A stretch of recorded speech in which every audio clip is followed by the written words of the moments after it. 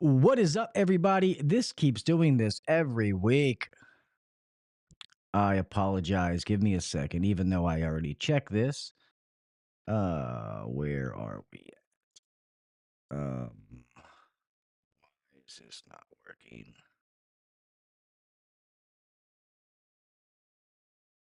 Hmm. I don't know why I keep having this issue with this. I'm not totally sure what's going on. So I guess you guys can just see the whole screen. It is what it is. Anyway, guys, I start this show off by showing love to those companies who help make this podcast possible. I apologize for the screen delays, but most of this happens on audio anyway.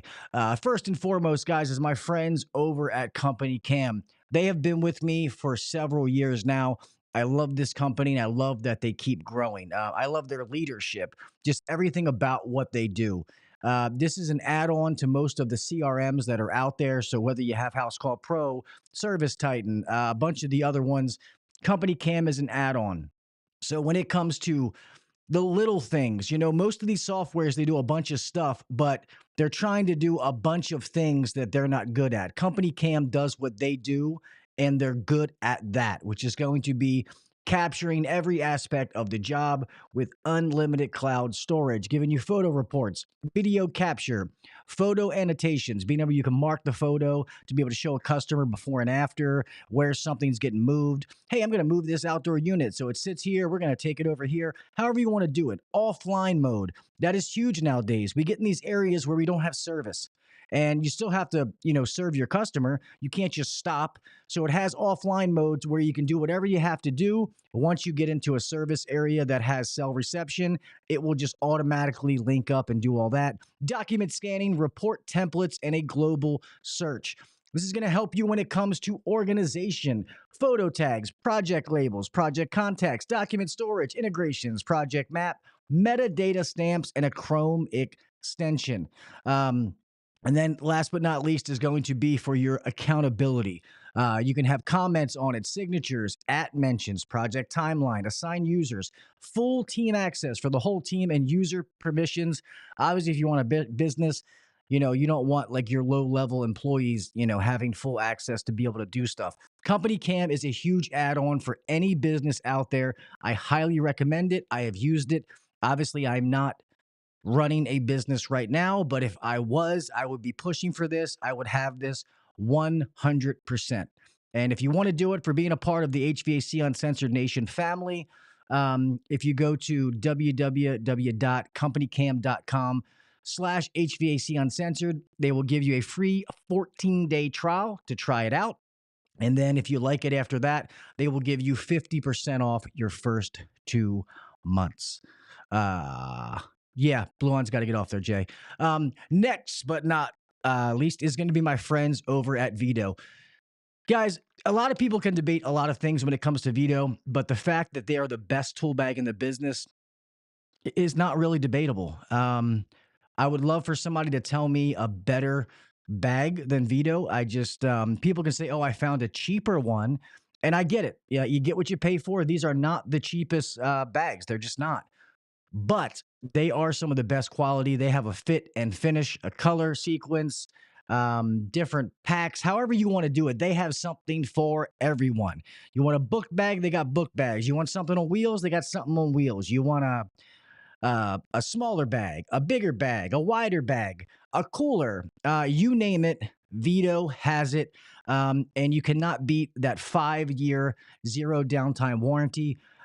So to me, it is worth the investment. I get it. This is why I like to try to give them away as much as possible, because I get it that a lot of people cannot afford these, but it's worth the investment. If you're new, you're new in the trade and you're trying to build up your arsenal. Okay, maybe VETO shouldn't be your first tool bag.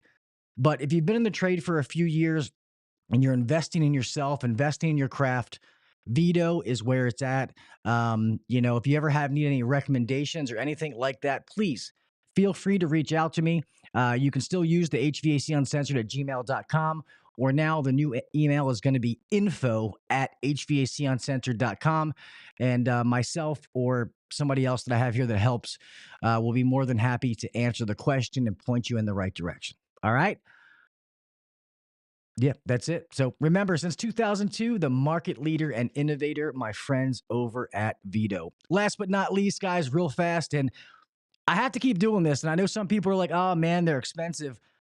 I get it, man. I'm getting you guys 10% off with my discount code. It's in the top of the chat. You guys can click on it. That's a direct link. These socks are freaking awesome, people. That's all I have to say. I love these socks. They are amazing. I tell all of you, every single one of you is always boots, boots, boots. Got to have a nice pair of boots, which I agree. In the field, you're on your feet all day. You got to have a nice pair of boots, but you got to have nice socks, man. These things, you come home, your feet does not smell like Bigfoot's butt crack. We know what it is, man. You're working out in 100-degree weather. You've been sweating in those boots all day. You take them things off and it smells rancid. Been there, done that. Okay. These help it. I was out there training. Mr. Zeke is in here. I've been out there training in 100+ degree weather out in the field all day wearing these socks, testing them. And I come home and my feet are dry. And to me, that is huge. I want to thank you to everybody that has bought them. Just so you know, this is not like a normal sponsorship.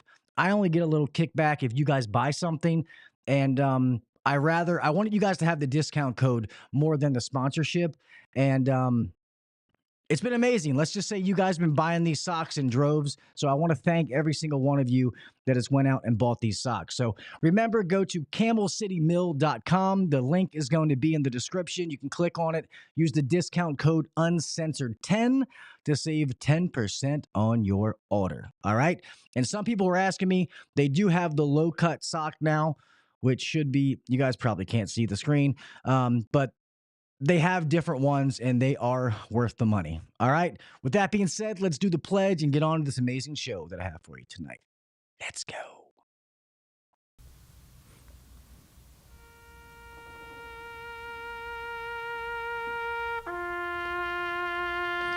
I pledge allegiance to the flag of the United States of America and to the republic for which it stands, one nation under God, indivisible, with liberty and justice for all. God bless the United States, and thank you to all those men and women who defend it.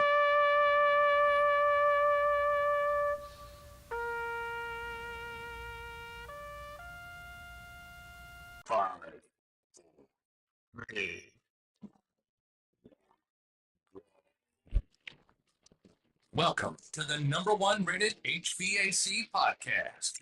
If you're looking to grow in the HVAC industry, then you're in the right spot. Blue collar people talking about blue collar shit. Let's get better together. So turn up the volume, buckle your seatbelt, and let's welcome your host, Gil Cavey Jr.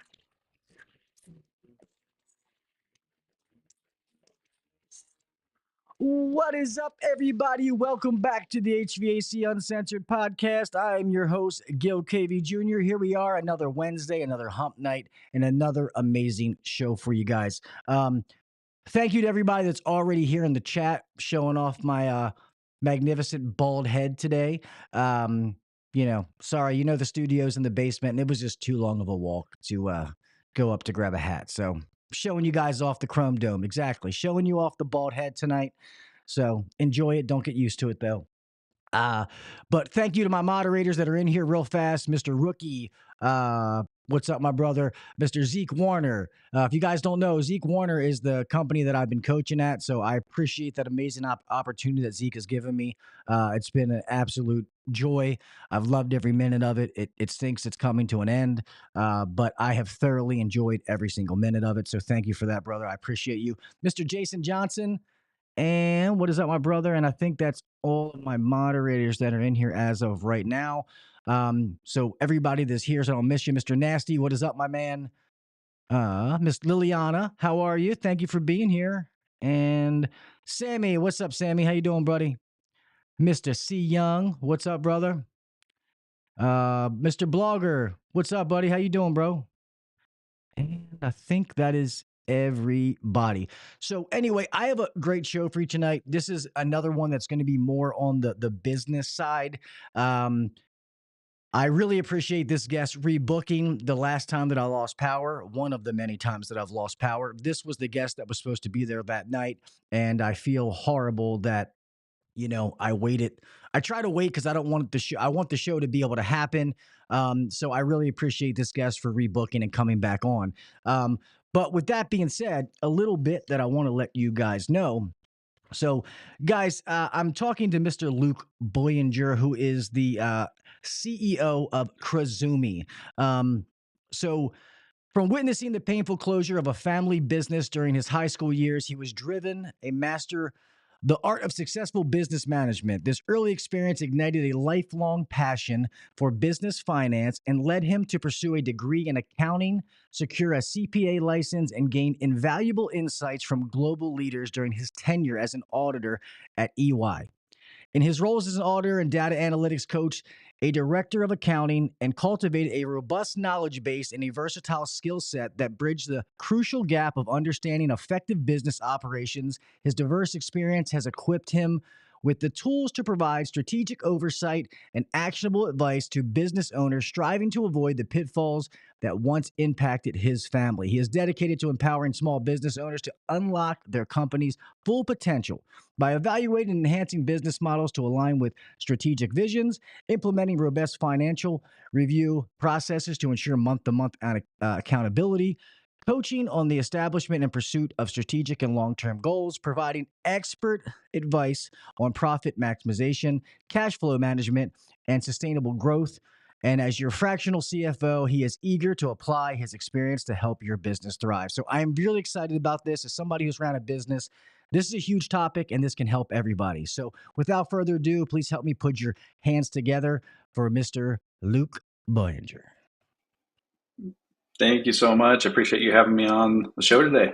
Yeah, of course. Thank you so much for being here, Luke. And I know we talked about it off air and I just said it, but I respect people's time and I really do want to thank you for being so cool about the having to reschedule and the fact that you booked again. So thank you very much. I appreciate that. Yeah, no worries. Life happens, man. You just got to be flexible and roll with the punches.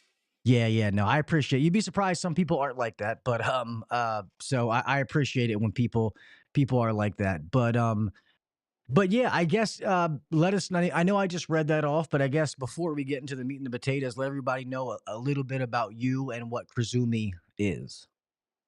Yeah, happy to. So, as kind of was alluded to in my bio, I've been through the experience of seeing a small family business go bankrupt. That happened to my parents when I was just out of high school. They ran a small machine shop that went bankrupt during the 2007-2008 financial crisis. And I knew just enough at that point in life to understand that if anybody in my family had known more about accounting and finance, we probably would have been able to survive, because lots of other businesses did not go bankrupt during the financial crisis. So clearly there's something they're doing that we weren't. And that's really what propelled me into a career in finance and accounting. Is I wanted to go out and learn what's the right way to run a business so that you can grow and thrive and weather one of the most difficult economic times that we've seen in decades. And so I kind of went on this journey to develop that skill set and that expertise. And now I'm on a mission to take that skill set and use it to help smaller business owners like my parents had been to grow and thrive and future proof their businesses. I spent a lot of time working with Fortune 500 companies. I got to tell you, turning $1 billion companies into $2 billion companies is just not that motivating, and it's just not that much fun either. I want to take what I know and I want to use it to help the small businesses that really run this country. Yeah, no, that's awesome. And I love that story. It's kind of like, when you hear a child where it's like, I don't know, I lost a dog and this is probably a horrible thing. Something happened with a fire. So they grew up wanting to be a fireman or something like that. Sure. So I think that's cool that you have that personal motivation. I'll ask you this: with what you know now, do you know with 100% certainty that you could have saved your parents' business if you Yes, could I go back do. in time? That's awesome. Yes, So without question. Yeah. So that's cool that it it drove you to be there, because as somebody who's ran, some multi-million dollar companies, and especially when you see like on Facebook and these different places, social media, and I've said this numerous times, is people always, oh, we're a $20 million company. Okay, well, how much profit do you make? Okay, that top Yeah. number doesn't mean anything. It's the bottom number that how much you're getting to keep. I always tell people that I rather be a $5 million company with a 25%, net profit than be a $10 million company with a 5%. It just doesn't it doesn't make sense. But and I think these topics are good, especially for the smaller companies, because let's be honest, especially in our field, or even some of the other ones you deal with. I mean, I saw that you deal with all the different trades, correct? I mean, you're dealing with, so it says concrete, construction, roofing, plumbers, electrician, HVAC. So pretty much the trades in Mhm. generals, right? Yes, correct. Yeah, a lot of them get started from a guy or a girl doing side work, and then they Hmm. start a business, meaning they're very good at their said trade. They don't know ding dong about business.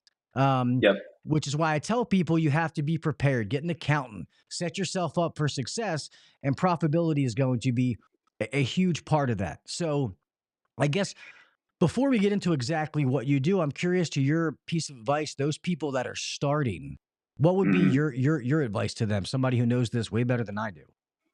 Yeah, what you just said is spot on, to be completely honest. If you've got to focus on the business side of the house, being good at your skill isn't good enough because you can be the best HVAC person in your zip code, but if you lose money on all your jobs, you're not going to be in business for very long. So you've got to have the skill set to do excellent work, but you've also got to have the business performance and acumen to be able to make sure you're running a profitable company that can continue to grow and scale.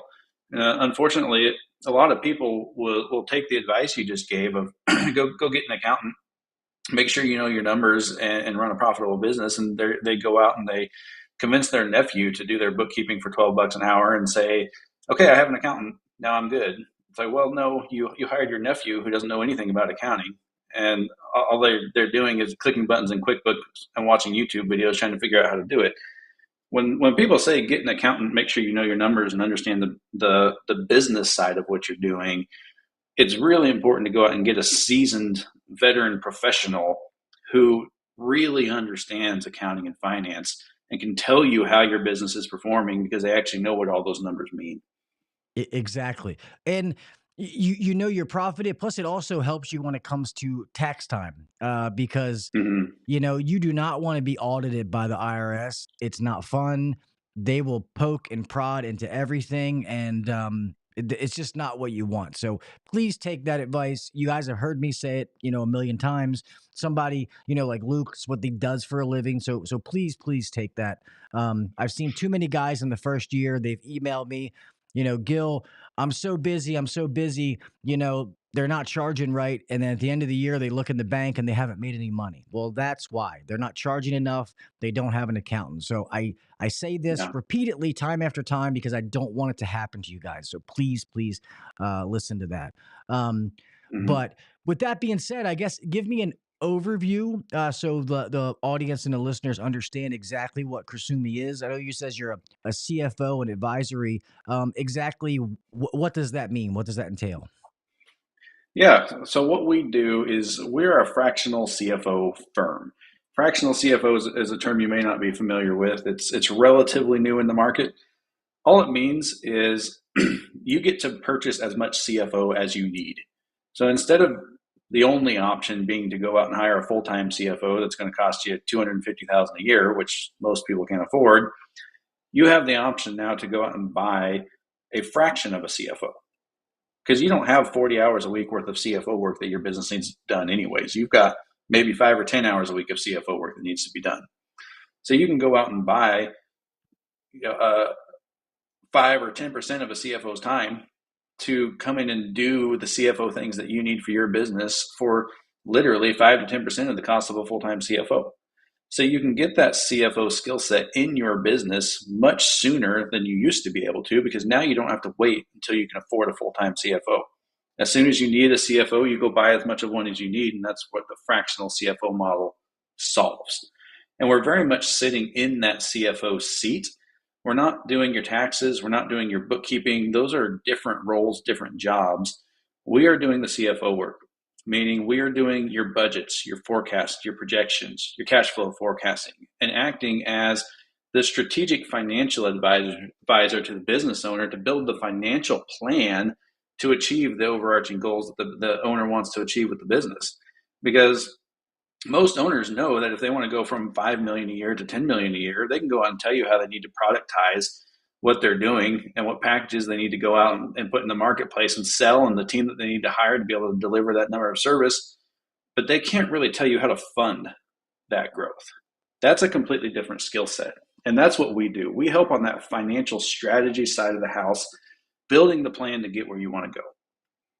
I love that, Luke. That is not what I thought you guys actually did, but I love that business model because I talk to people all the time. It's great when I see people, when I've been in several companies and I go help friends or help people, and I see them trying to do the right things. I see them having meetings and talking about stuff.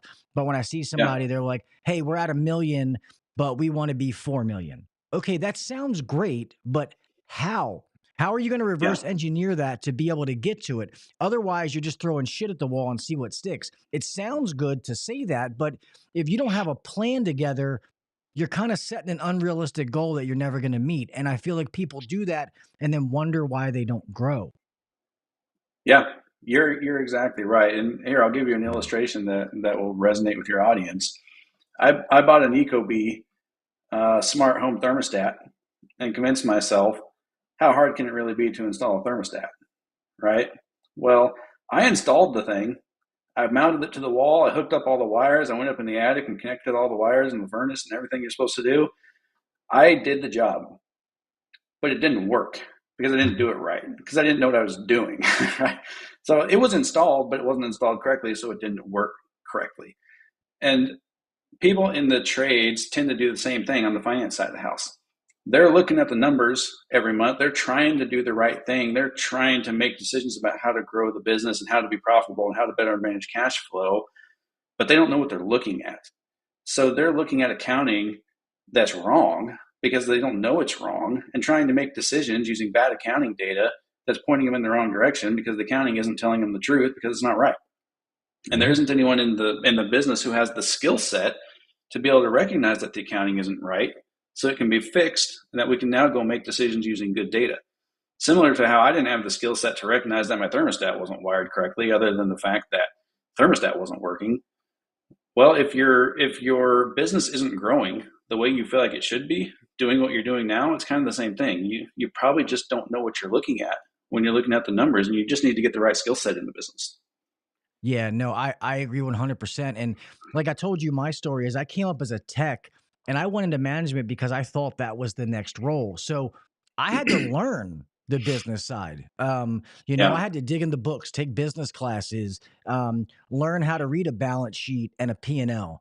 And once you know how to read that, I tell people I can look at those numbers and I can tell if we're paying too much for supplies, if somebody's stealing from me, if my payroll's too high. I mean, you can literally look at those numbers and they will speak to you when you know what you're looking at. But at first, I would look at that and be like, all right, cool.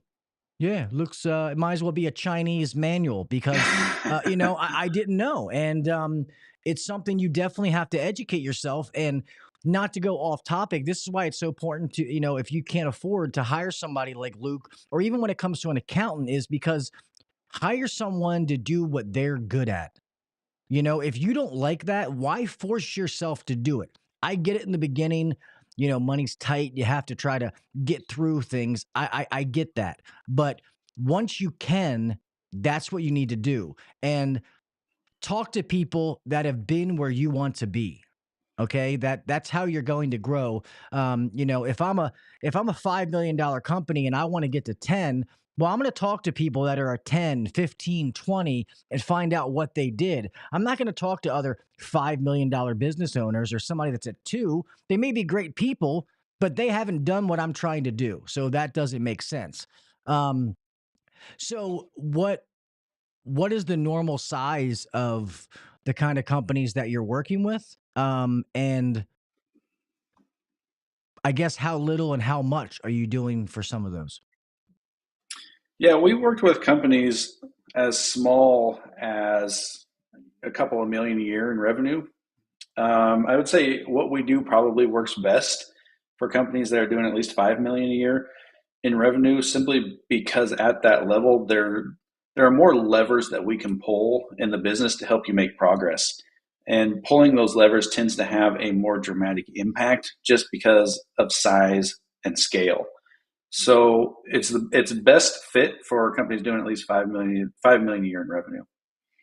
Okay, that makes sense. So yeah, no, that makes sense because I figure companies under that probably wouldn't have a CFO anyway, and accountant's probably going to be okay. Um, Mhm. so say somebody does 3 million and they call you like, "Hey, Luke, I really need your services." Is it kind of like a case by case basis, or it's like, "Hey, I don't know if what I do is really going to help you." Yeah, I don't turn anybody away. If somebody wants my help and they understand what the value proposition is, how we work with our clients, how we deliver value, and what that value costs, and that aligns with them and it makes sense and that's what they want, we'll absolutely work with those people.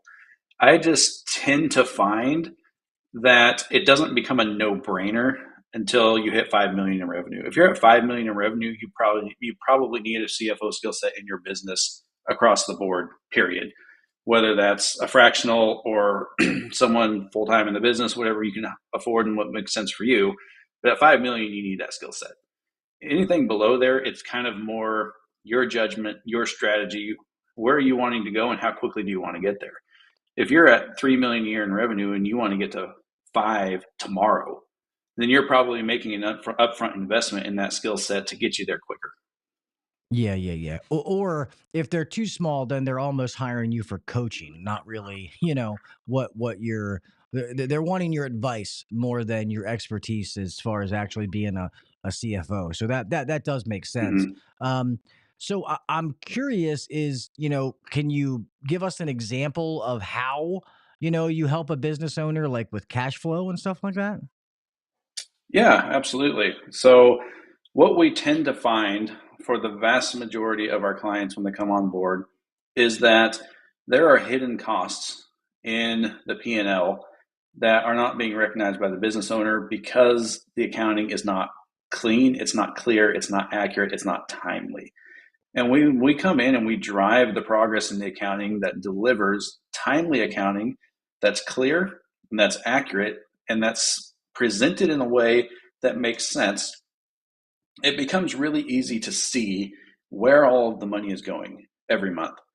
And in almost every single instance of a client that has come on board with us, we have been able to almost immediately identify areas of wasted spending where there are opportunities to cut fairly significant costs out of the business that are just unnecessary. And that has an immediate impact, not just on bottom line profitability, but on monthly cash flow. Because a lot of times we're talking about reoccurring expenses that are a burden on cash flow that we're able to identify and get those cleaned up. But we also have a broader range of experience where we can look and see, wow, you're just paying way too much for insurance compared to other companies your size, because we're looking at a lot of other companies. You may not have any idea that you're paying too much for insurance because all you know is what you pay. You don't know what's normal for your industry, but we do. So we can look and kind of right size some of your costs as well and refer you out to people in our network that we know are great insurance providers that can do a quote for you and potentially save you money on insurance. That's another way that we're able to deliver profitability improvements and cash flow improvements. No, that's awesome. I love that. Two questions I want to bring up when it comes to cash flow is one, I found that what affects people's cash flow is especially smaller companies, they have too many freaking people in the office. Their payroll is too high and, Yeah. affecting their numbers. When I'll see a company that has, one install team, four service techs, but they have a general manager, an owner, an operations manager, a sales manager, an office manager. And I'm like, who the fuck are these people managing? each other, Yeah. and I feel like, there's a time and a place. Just don't do it. Don't realize that you're killing yourself slowly. You know what I mean? The other thing is, and I could be wrong. So I was always taught, and I know that people always said, 10 to 15% net profit was always good. It is net profit. I'm saying that correct, aren't I? Yeah.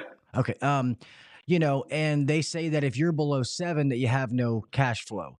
But I feel like nowadays, in order to run a company that has the kind of culture and stuff that's going to bring the good people to you, that you got to be almost in the 20 plus to be able to put money, to have company fun days, to be able to have nice vans and put things back in the company. That bare minimum of 10% or whatever it is just not going to cut it nowadays.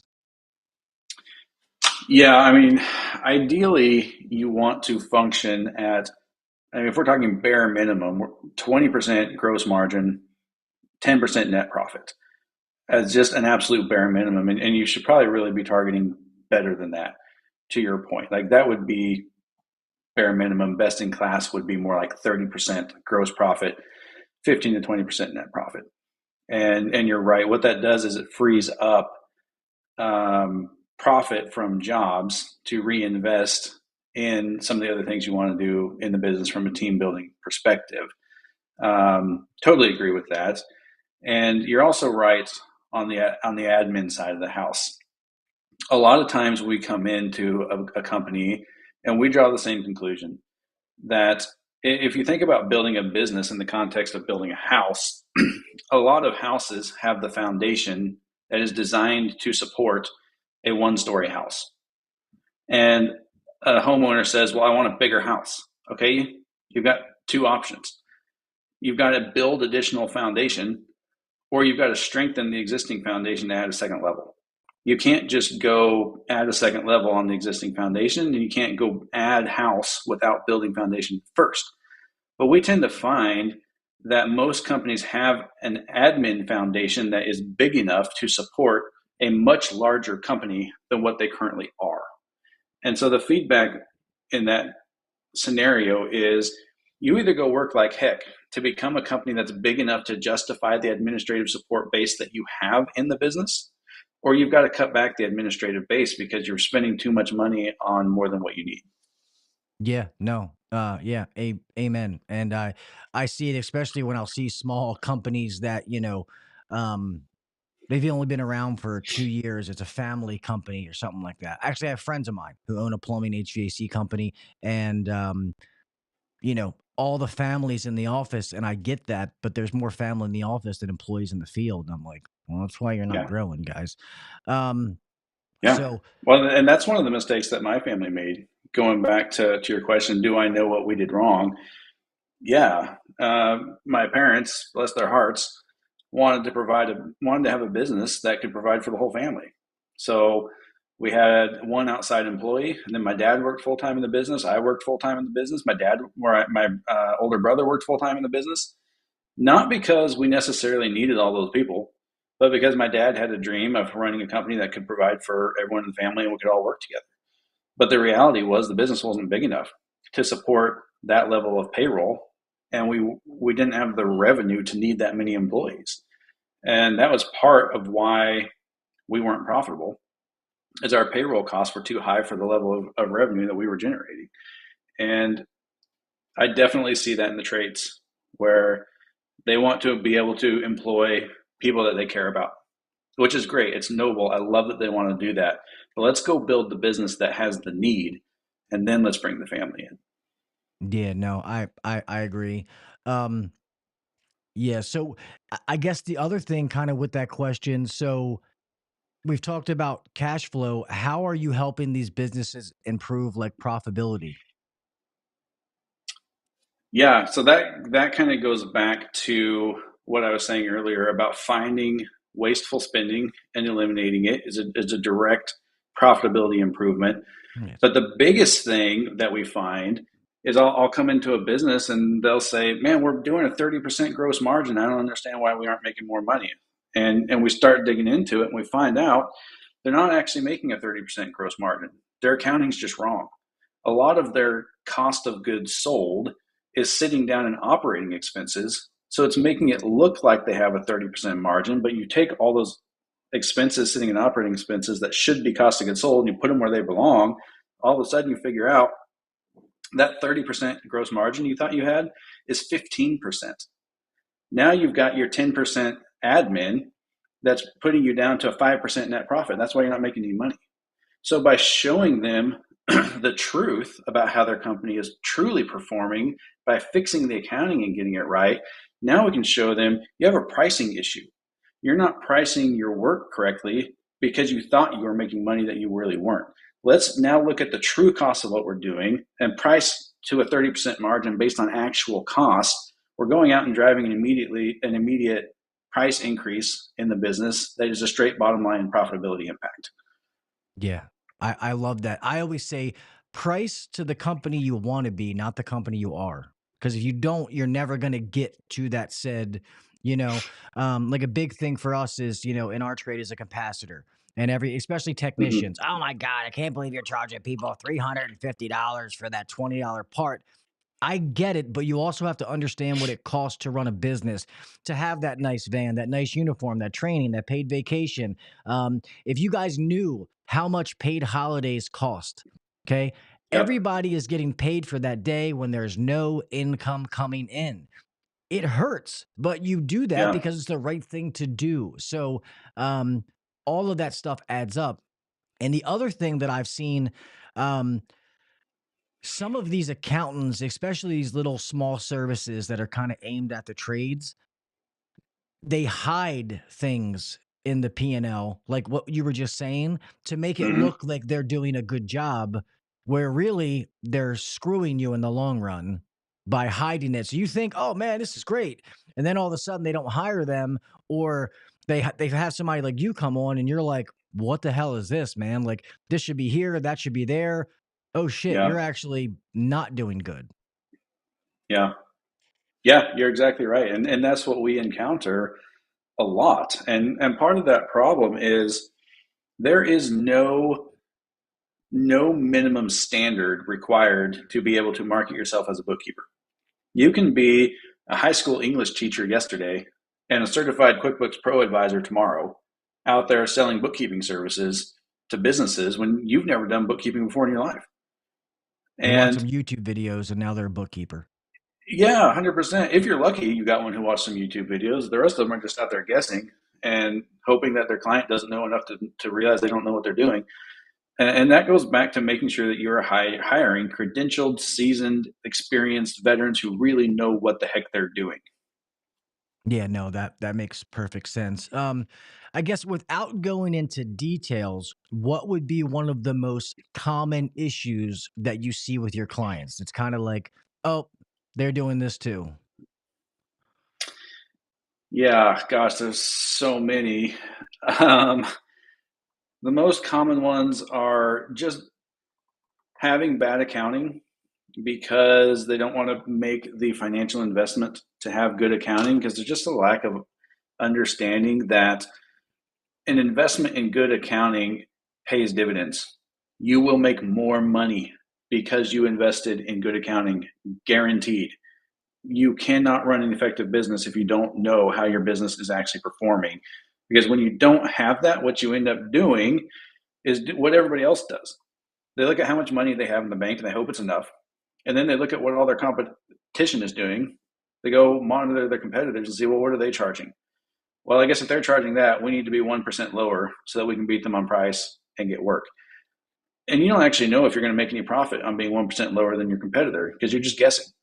You have to make the investment in good data and run your business based on your data, not your competitor's data. You've got to price yourself at a point where you make profit. And if that makes you more expensive than your competitor, so be it. Just go execute better than they do. Do higher quality work. Position yourself better in the marketplace so that people are willing to pay a premium to come have you do the work instead of your competitor. There are plenty of people out there who will pay a premium for quality work. You do not have to be the cheapest. No, there's plenty of times that I won jobs being the most expensive guy. Yeah. Just because of the education and the job that we did, that we said, hey, we're about quality, not quantity. So we're, you know what I mean? So Hmm. there is a way to do that. I've done it before for everybody watching or listening.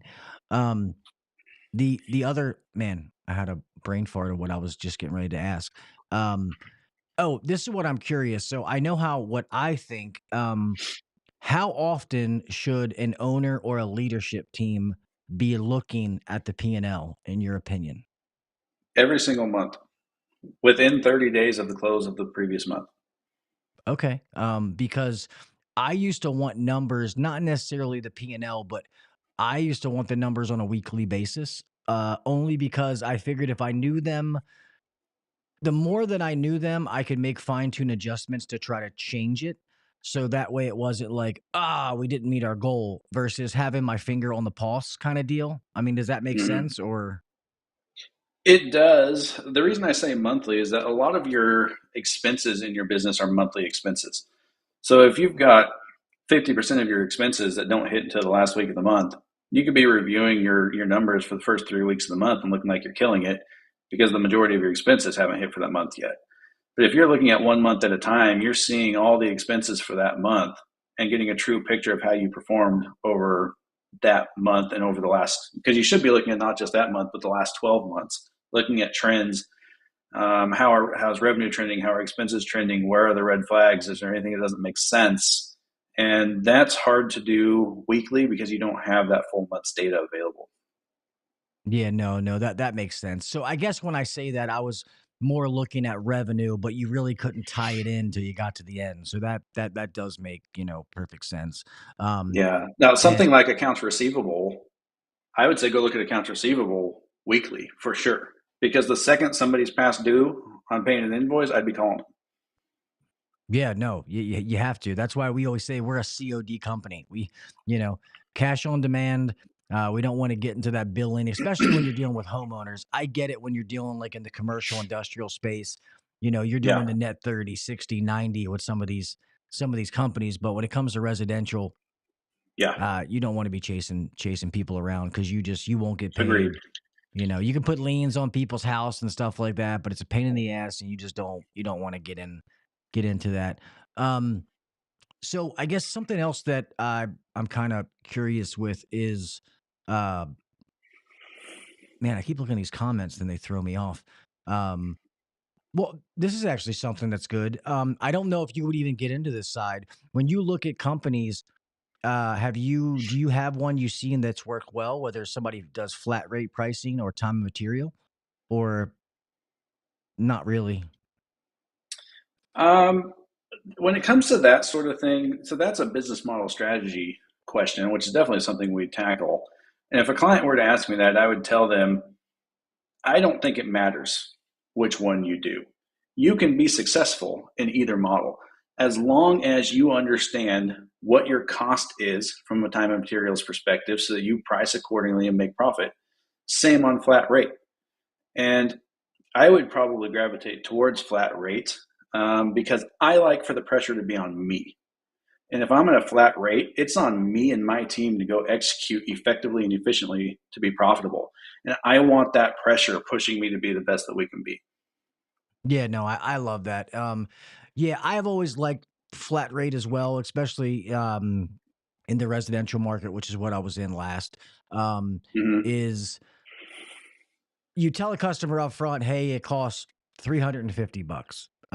So that's whether it takes me 2 hours or 4 hours. Obviously, we have a billable hour built into that, but you Yep. price that normally the average person is going to be under. There might be that one guy that goes over and the customer makes out, but normally you're winning in the long run. And the customer, when you say time and material, the customer is not watching you outside while you're, you know, Yeah.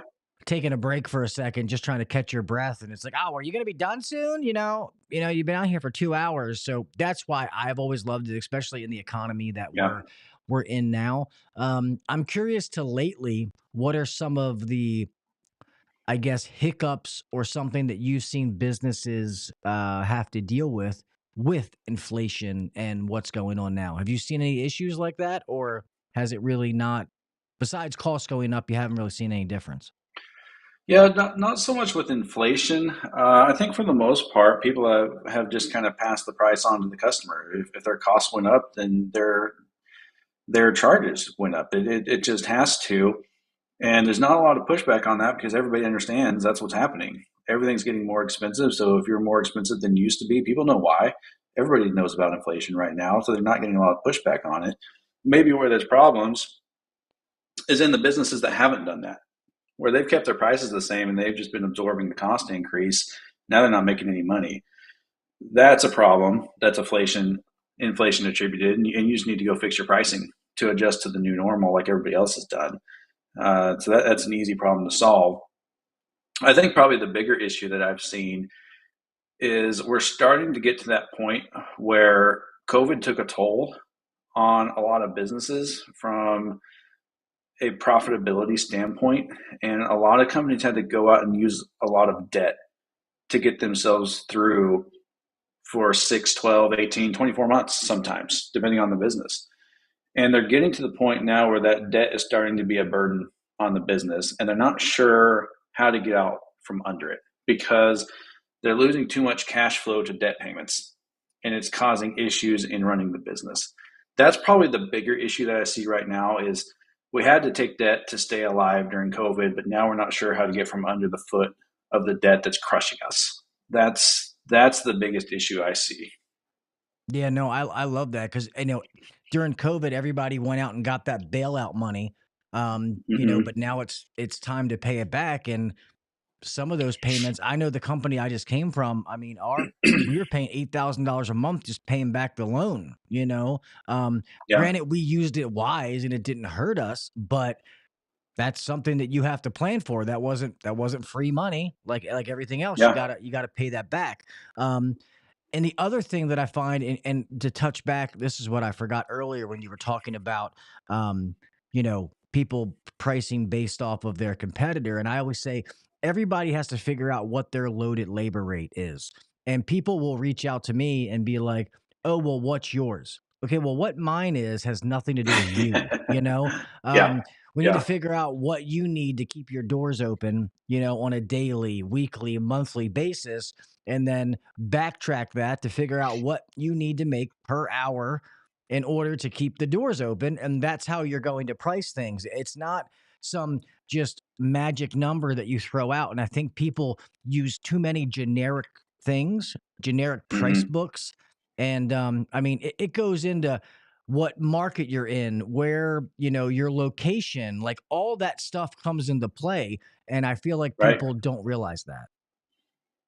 Yeah, 100%. And I'd add reputation to that list as well. Whereas if you're pricing based on somebody else, but you've got a killer reputation in the market, you're probably leaving a crap ton of money on the table by pricing yourself with your competitors when you have the ability to command a premium. Yeah, no, that's very true. And image is everything, especially now. Online presence, I mean, all that kind of stuff. Yeah. Um, yeah, no, that is crazy. Sorry, I thought a question was coming up.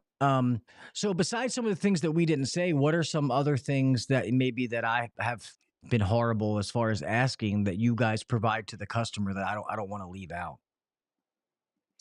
Yeah, I mean that's really kind of the gist of it. We're doing the financial analysis, the budgeting, the projections, the forecasts, all that stuff that we talked about. But I guess what I'd maybe want to clarify is we're not putting together a bunch of charts and graphs and throwing them at business owners and saying, here you go, let us know if you have any questions. We are sitting down and doing strategic planning meetings every single month with our clients where we are walking them through the numbers, the charts, the graphs, and explaining to them in detail what it means in light of the goals that they tell us they have for their business. And we're talking strategically about what the numbers are telling them they need to go do as a result if they're serious about achieving the goals that they've said they have for the business. We're talking strategy, we're talking plan of action, we're giving you steps that you need to take to achieve the progress and the results that you want to see. It's very proactive. We're not just number crunchers throwing charts and graphs and slapping you on the butt and wishing you the best. Yeah, no, I love that because sadly, there's too many of those kind of companies out there. Sadly, I've had a couple on the show and it didn't go very well because I'm HVAC Uncensored for a reason. But I guess man, my scatterbrain tonight.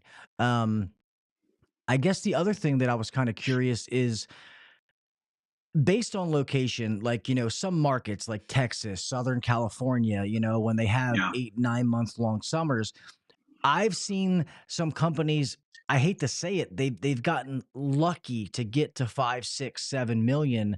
And it was by accident, but that's why they can't grow.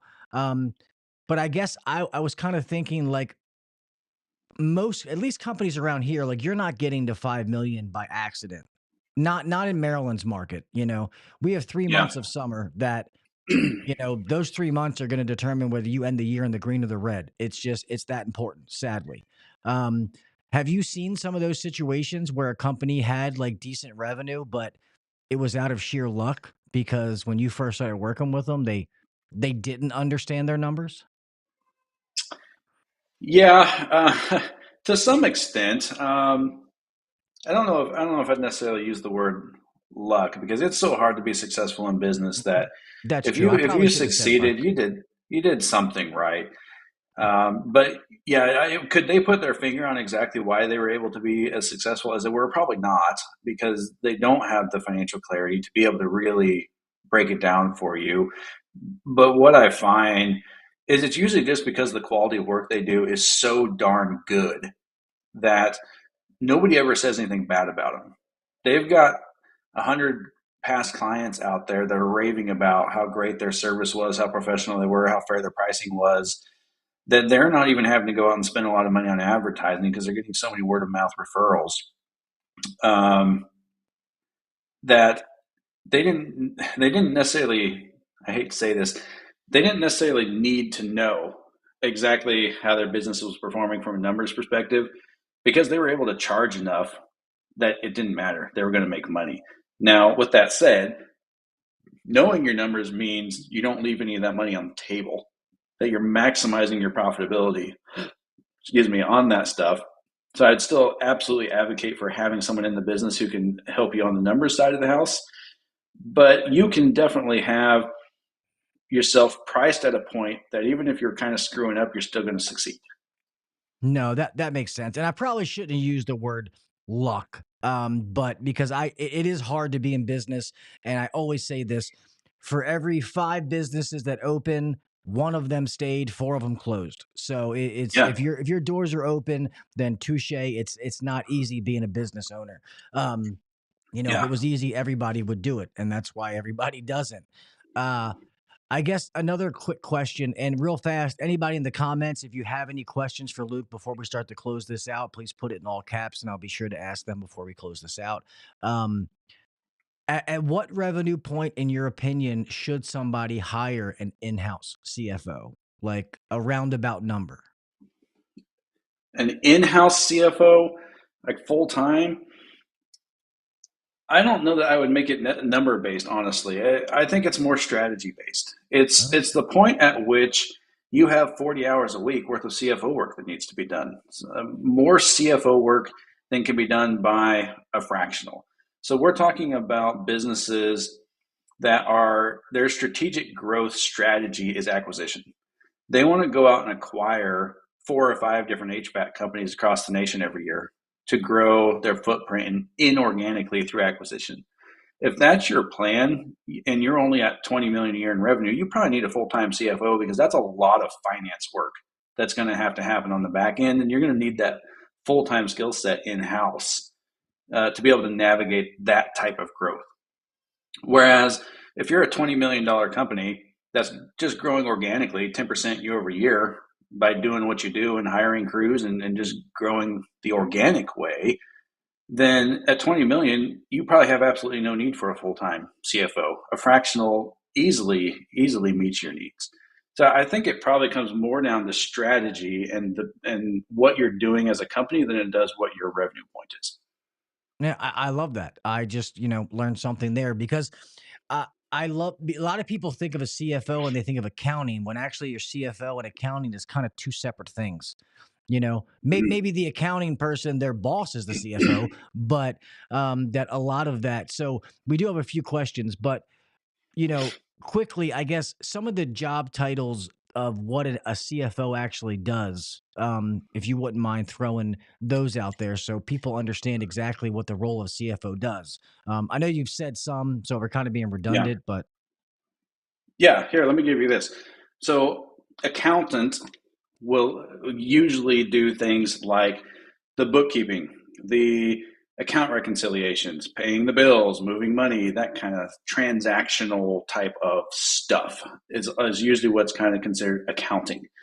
CFO or finance is another word that we use for the finance function of the business that the CFO usually heads. They take accounting data and do analysis with it to get strategic about what we're doing in the business. So accountants rear view mirror what's already happened in the business and how do we account for it. Finance CFO windshield what's coming down the road in the next 2, 3, 4, 5 miles that we need to be prepared for, and what are we doing to make sure we're ready for it. yeah, no, I love that. That's great. Somebody asked, yes, my head looks shiny. Chris, I know. I always keep it freshly shaved for the most part. I forgot a hat and it was too far away. So I was too lazy to walk up 3 flights of stairs to get it. So um you guys got the bald head tonight. Um somebody said, so I don't, to be honest, I don't know if there's companies out there that exist like you, but one of the question is what's the benefits of hiring you versus another, or you know getting like a coaching call. So the difference between a fractional CFO and a business coach,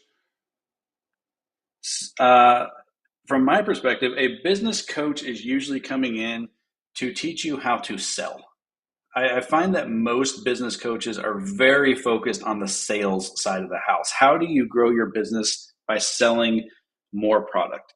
They may touch on some operational efficiencies, maybe get a little bit into profitability here and there, but they're usually very, very focused on revenue. Whereas what we are doing, we are very focused on building the financial plan and structure to achieve the goals of the company. So you want to go from 5 million a year in revenue to 10 million a year in revenue. We are helping on the finance side of the house to make sure that you understand from a funding and cash flow perspective, how do we build the financial foundation of a business that can support $10 million a year in revenue so that we can go and become that size of company. We are working with you every single month towards achieving those goals and providing the level of financial clarity, insight, and direction that you need to be able to get there. We're not necessarily coming in and saying, hey, you need to tweak your sales strategy and change your marketing message to do this or that so that you can go out and sell more product. We're not sales experts. We are accounting and finance experts, and we are driving the financial strategy in the business. Yeah, no, I love that. So people understand. There's the accounting, but like he was saying, everybody wants to grow, but they're going to take your numbers and tell you what you have to do to be able to achieve said goals that you have for the company, which I love because I feel like most mid-size, I would say 10 million and under companies out there have goals, but maybe don't necessarily understand how to meet said goals. Mm-hmm. It's more common than you would think. One thing about this podcast, I get to talk to a lot of people of all shapes and sizes. I mean, I've talked to the $100 million guys, the Gettles, and I've talked to small guys, and everything in between, and getting to learn things. And it's kind of crazy the difference between. So I think that's awesome knowing that something like you exists, because I do get a lot of emails that I think that I could refer to you, because that like I said, I didn't know something like this even existed. So Mm-hmm. that's pretty awesome. So Yeah. man, we're getting close to closing this out, man. An hour goes by so fast. I've thoroughly enjoyed this Yeah. conversation. I guess, is there anything that you would like to close with? Anything that maybe we didn't hit the topic or I didn't bring up? Yeah, I would kind of touch on what you said about goals real quick. I'm a huge believer in goals. It's impossible to hit a target that doesn't exist. So you've got to understand very clearly what it is you're aiming for, or you're not giving yourself a chance to achieve it. It's like if I go to the grocery store without a list, I'm coming out with Oreos and chocolate milk. Whereas if my wife sends me to the grocery store with a list, I better darn well come back with what's on that list or I'm in trouble because there's a specific expectation and someone holding me accountable to it. Businesses run the same way. You need goals, they need to be written, they need to be committed to, and someone holding you accountable to what you said you want to achieve. Otherwise, you just kind of flounder. And it's like going into the store to get healthy food and coming out with Oreos and groceries because there was no commitment. Yep. Nope. I love that. It's, and even in business, I tell people in personal life, and to be honest, anybody that's ever been successful, you have to be uh, consistent and detail oriented. How you create good habits in your life, whether that's why a lot of times people say that the ultimate wealthy people go to fitness is a big thing because nobody can do Mm. it for you. You have to stay consistent to do it every day, and you have to do it long term to see results. I use that Yeah. as an example because it's the same way in your business. You have to have good habits and, be able to use that moving forward to help achieve said goals. And if you don't know what this data means or what you should be doing to meet said goals, that's where somebody like Luke is going to come in to be able to help you provide that clarity. And I think that that's awesome. Once again, I know I've said it 14 times. I didn't know something like you guys existed. So I think it's awesome that that you guys are out there, to be able to help. And also, like you said, that probably 5 million and up is probably like your sweet spot. But the fact that if somebody smaller called, you're not going to turn somebody away. It's just whether they Yeah. actually need your services or not. Yeah, and I always tell people I went into business to help business owners. I that's not just some bullcrap marketing jargon of mine. I'm passionate about helping the small business community. So I take calls from people all the time who I know and they know they can't afford my services. I will still give them an hour of my time and let them pick my brain, ask me whatever you want to ask, get advice. I will tell you anything I can to help you just to be of service to the small business community because that's something that's important to me. Totally willing to do that. So even if you think that would be valuable to you, let's talk. That's awesome. I love that. And I have we've put the his website, Cruzumi website in there several times. Uh, when the show comes out, I'll have his LinkedIn and all that kind of stuff. Do you want people just go to the website? No, I mean some people give me their email but don't necessarily want me to give it out. Is that something you want me to put in the show notes? Yeah, definitely. You can put my email out there, website, LinkedIn. That's all good. Uh, Email and LinkedIn is probably the easiest way to contact me. I'm very active on both of those, and you'll get a response pretty quick. Awesome. Well, Luke, I want to thank you so much for coming on once again. To go back to the beginning, I appreciate you sticking with it and coming on. I learned a bunch in this podcast, so I'm glad that you were able to reschedule and come back on. I appreciate you taking the time, and Yeah, thanks for what you do, man. I love the trades, and as a second generation guy, I like giving back, and I love seeing people that are doing this, especially from your experience. I think your story is pretty powerful. That not that you couldn't be good at what you do, but the fact that you have that backstory that you watched your family fail and, I guess it is failure, but I mean, make yeah, mistakes and sure, drove yeah. you to make it so those don't happen. I just think that that's awesome and powerful. So, kudos to you and your team, man. Yeah, thank you. Yeah, and that's where the passion comes from. I don't want to see other families have to go through the painful bankruptcy experience that my family did. I promise you it's not fun. Please learn from those of us who have already gone through it so that you don't have to. Because I always tell people asking for help can feel embarrassing, but not nearly as embarrassing as going bankrupt. No, no, no. It's yeah, no. You cannot be afraid to ask for help. Trust me, I've been there, done that. You can't be afraid to ask for help. That's for sure. So, um I'm going to go ahead and close this out, Luke. I appreciate your time. Thank you so much. And God forbid anything changes, please message me. Open door. You're more than welcome to come on anytime if something changes. And Appreciate that. yeah, and now that I know that you exist, for people that reach out to me, I will definitely be, sending you their information to be like, hey, this is somebody that could help you, because a lot of the questions they ask me, especially how you defined it, isn't really accounting questions. It's more strategy and stuff like that, which is right down your Yeah, alley. 100%. Yep. I appreciate that. Yep. So thank you so much. If you want to hang tight, I'm going to go ahead and close this out. Well, man, thank you guys for being through here. I know some of you guys are, business owners, managers. Most of you guys are technicians, but I think this is awesome. And somebody who has run a business, I think that knowing that something like this exists is huge, because I have talked to so many people out there that are, they're kind of running in quicksand, and they're doing good, but they don't know how to get to the next step. And to be able to have somebody like this in your corner is absolutely amazing. Obviously, nothing in life is free. You have to spend money to make money. That's just how it works. So I hope this helped. And anybody out there, if you're in need of Luke and his company, Cruzumi.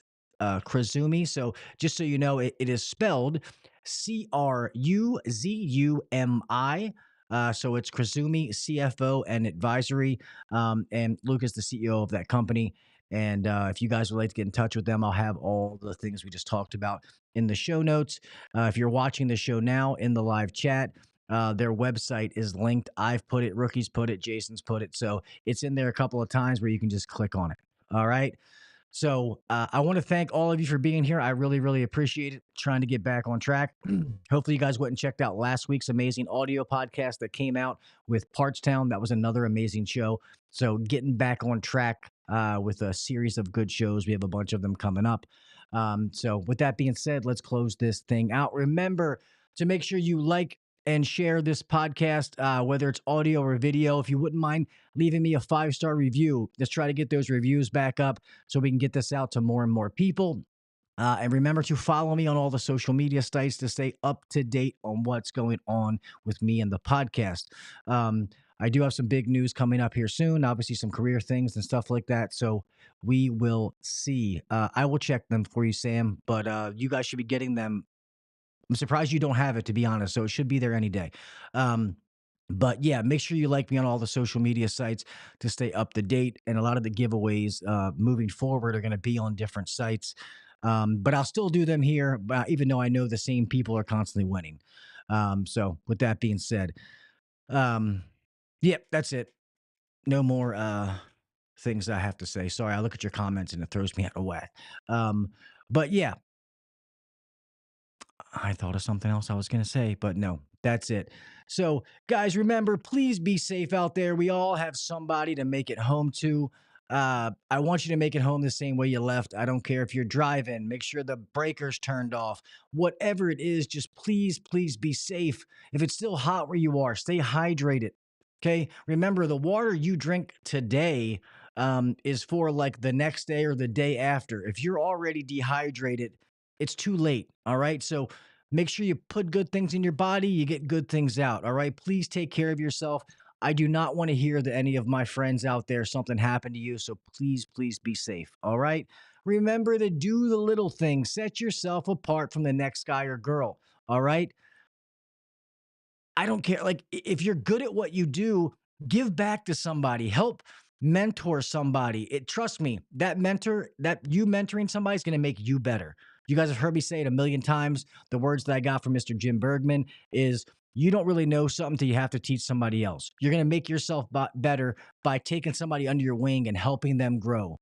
All right. It's going to be like kind of like a child. You're watching them grow in front of you. It's an awesome experience. That's why I love the training side. And like I said, it makes me better at the same time. Read a book, listen to a podcast, an online course, whatever you're doing, try to be the best version of you. I always say it. Nowadays, there's no such thing as staying the same. You're either growing and getting better, or you're getting worse and you're falling behind. All right. Even if it's not even work related, something in your personal life that you want to do it. All right. do it. Always be the best version of you. All right. And you guys know that if I can help you in any way, all you got to do is reach out to the show, either hvacuncensored@gmail.com or info@hvacuncensored.com. Normally give me like 24 hours, 48 at the most to get back to you. So many freaking emails come in. It's just hard to get back to them. My wife tries to help me, but some of the questions, she doesn't know how to answer them. She doesn't run HVAC business. She hasn't been in our world. So she does more of the clerical things as far as answering people. So yeah, email me. I will try to get back to you as soon as I can. You guys know that I can help as much as possible. And for all of you that are reaching out and you're giving me direct messages, Instagram is fine, but Facebook and some of those, I don't always see the notification. So if you're a friend of mine, you have my phone number, text me. If not, email is probably going to be the quickest response. So just so you know, some of these goofy things, TikTok messages, Facebook messages, Instagram messages, it's just hard to keep track of. So I try to check them as much as possible. So if I don't get back to you right away, just please know that that's why. All right, guys, be safe out there. Yeah, I love you mofos, man. Until next week, I'll talk with y'all later. All right, see ya. Thanks for listening to the HVAC Uncensored Podcast. Don't forget to check us out on Facebook and Instagram, or email us anytime at hvacuncensored@gmail.com. Now, get back to work. Shut this down. The views and opinions shared on the HVAC Uncensored Podcast may not necessarily be the views and opinions of our sponsors or guests. Oh, yes, you